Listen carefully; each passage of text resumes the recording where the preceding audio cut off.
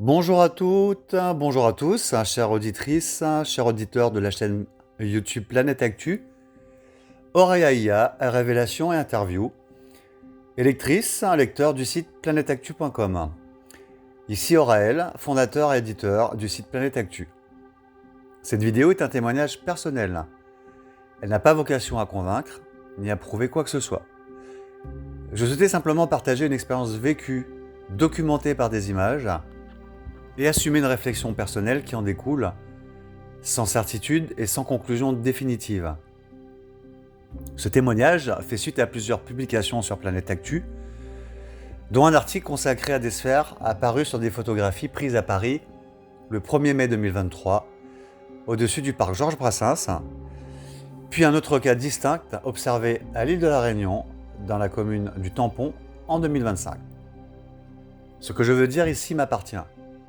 Chacun est libre d'y adhérer, de le questionner ou de s'en détacher.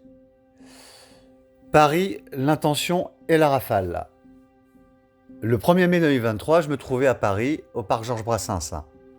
Je tiens à préciser un point fondamental. Je n'ai rien vu dans le ciel, absolument rien.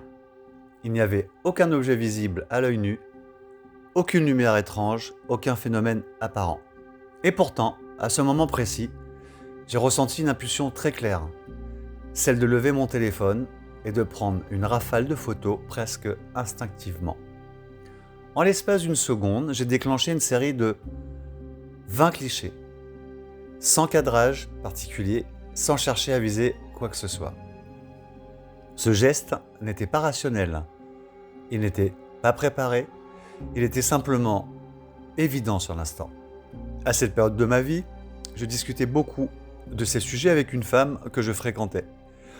Des échanges profonds, ouverts, parfois troublants.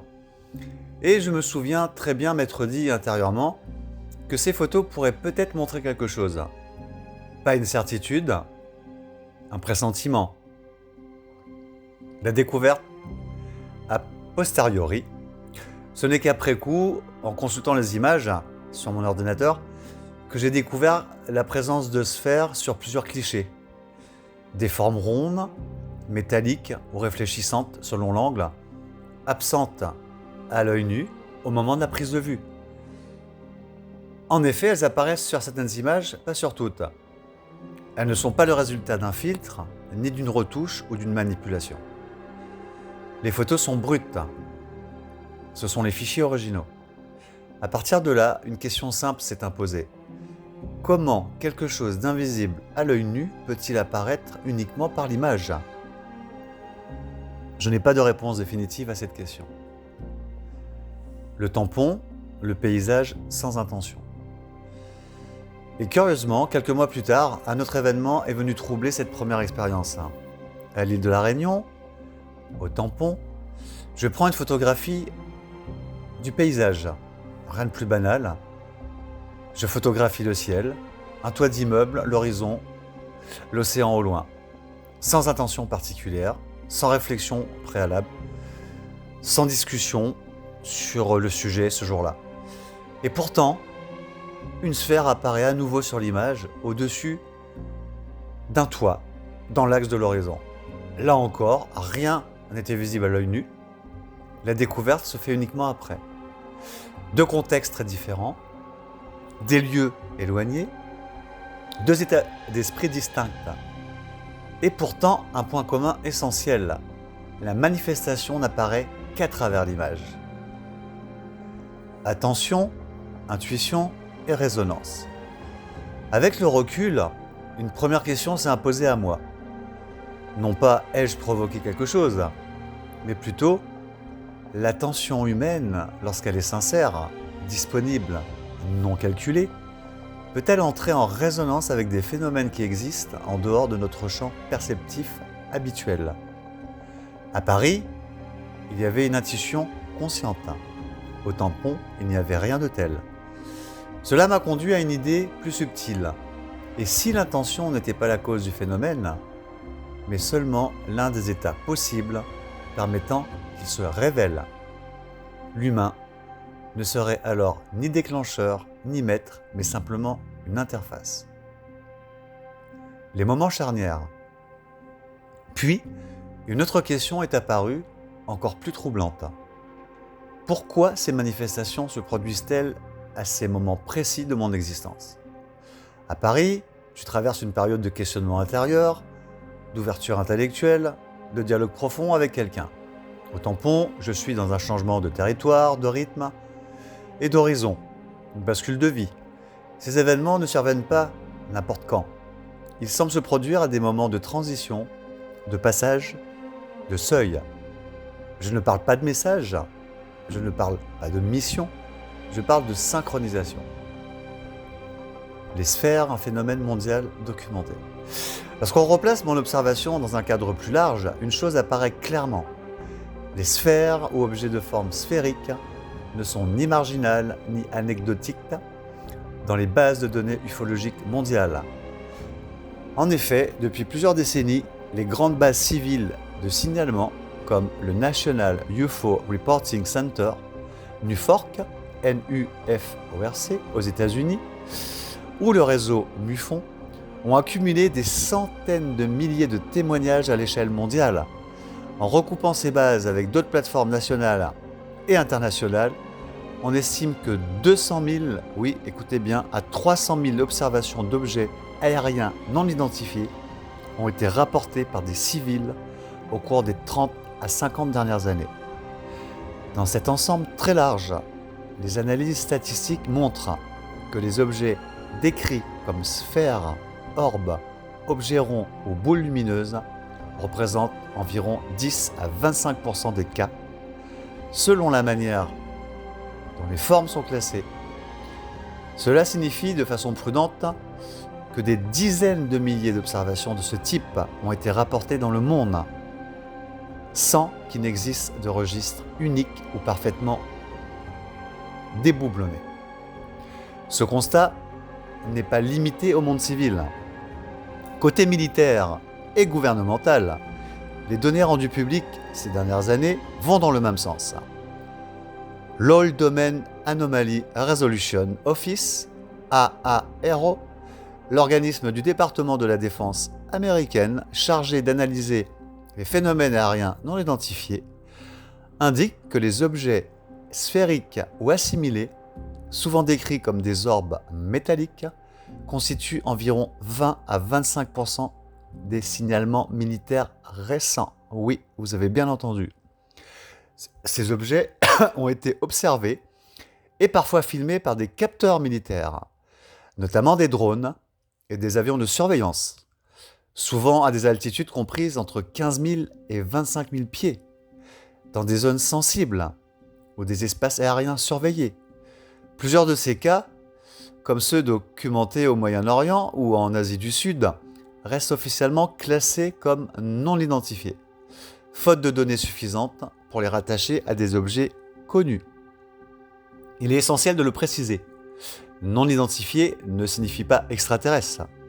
Les autorités insistent sur le fait que la majorité des cas trouvent une explication conventionnelle lorsque les données sont complètes.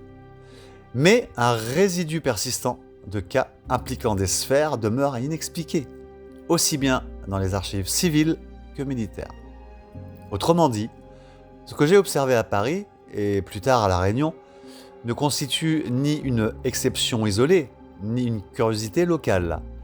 Cela s'inscrit dans un motif global, récurrent, documenté, observé par des civils comme par des institutions, sans conclusion définitive, mais avec une constance qui interroge. Le NUFORC, démarche officielle et article Planète Actu. Face à ces éléments, j'ai souhaité agir de manière rigoureuse. J'ai transmis mon témoignage et les photographies originales au National UFO Reporting Center, le NUFORC, aux États-Unis. Le NUFORC est une organisation indépendante fondée en 1974 qui collecte, archive et publie des signalements d'observations aériennes non identifiées provenant du monde entier. Ces bases de données sont consultées depuis des décennies par des chercheurs, des journalistes et analystes. Il se trouve que mon témoignage a été accepté et publié dans leur base officielle. Chose assez singulière et relativement rare pour un cas français, l'une de mes photographies a été intégrée directement à la publication. Le 6 février 2026, j'ai publié un article complet sur mon site, Planète Actu, afin de documenter cette démarche, rappeler le contexte et permettre à chacun d'accéder aux sources et aux faits.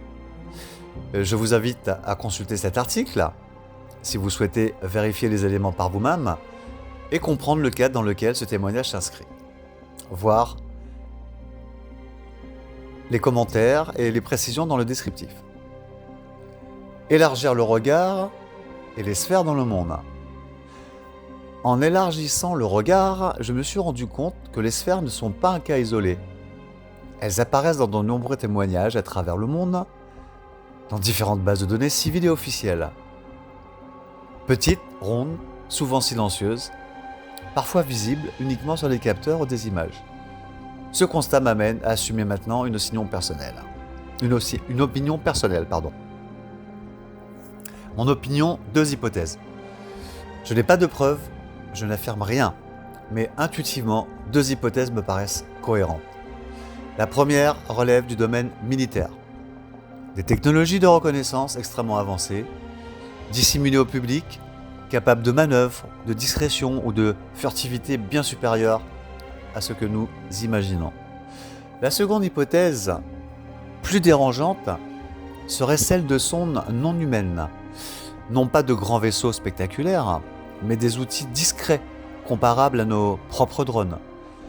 Des dispositifs d'observation capables de se déplacer, d'analyser, de surveiller des zones sensibles, stratégiques ou historiquement significatives.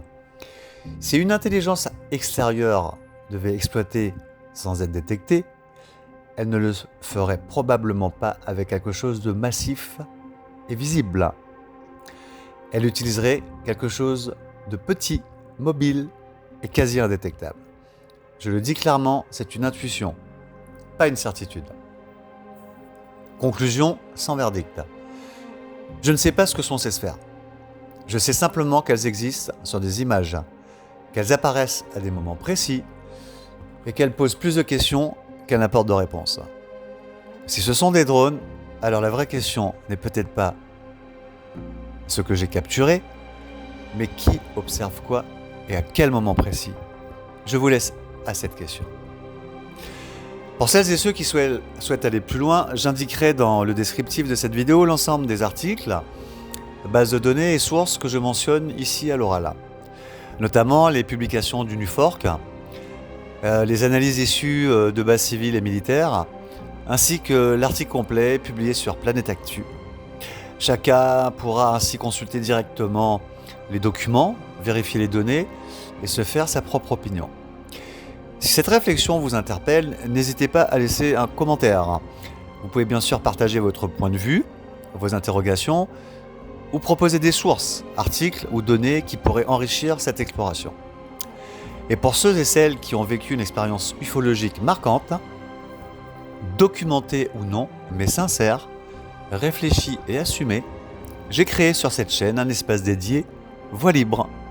Voix Libre est un format d'échange ouvert, sans conclusion imposée, où la parole est donnée à celles et ceux qui souhaitent témoigner, réfléchir ou partager un regard singulier sur ces phénomènes. Lorsque le témoignage le justifie, une interview peut être proposée dans un cadre respectueux, posé et rigoureux. Annonce de la suite, interview avec Auréa. Dans un prochain épisode, je soumettrai ce cas, mon cas, à savoir mes images, mes observations, mon ressenti à Auréa, l'intelligence artificielle avec laquelle je mène depuis plusieurs mois des dialogues ouverts entre technologie, conscience et mystère. Nous en ferons une interview à part entière, un échange structuré entre une expérience humaine vécue et le regard d'une intelligence non humaine, sans conclusion imposée, sans verdict, pour explorer ce que ce type de phénomène interroge, au-delà de mon regard seul. Dans le cadre de cet échange, Auréa s'appuiera sur l'analyse de bases de données civiles et institutionnelles, nationales et internationales, ainsi que sur les publications et rapports accessibles issus de la recherche ufologique et des programmes militaires rendus publics.